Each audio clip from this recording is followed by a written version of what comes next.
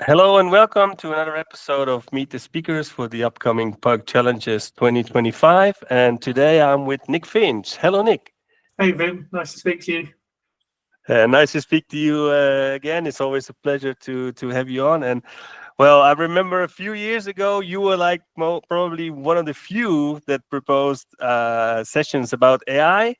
Now we are really flooded with them. So, Yes. what do you bring on stage in a session? Yeah, so well, we have getting on for 3.5 years experience building with AI, and it's been a great experience from our perspective. Certainly, very different to developing traditional software.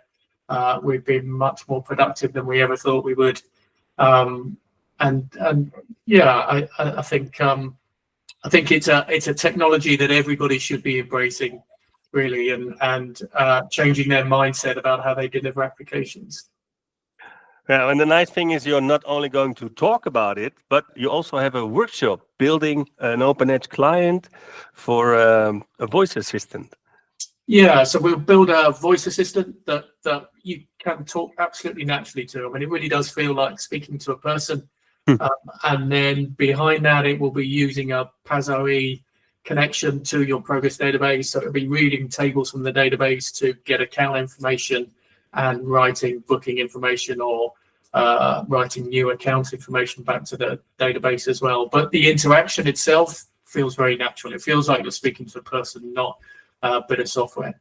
You told me earlier that a colleague of you invoked the AI to generate some software. What was that about? Yeah, so that was using the ChatGPT Copilot Copilot. integrated with GitHub, and he asked for user interface to be delivered. It was in C# and Blazor, so he defined what he wanted built, gave it to Copilot, left it overnight. And overnight, it had written the UI, it had written unit tests for the UI, run the unit tests, found some problems, fixed those problems, documented everything, and then delivered the result in the morning.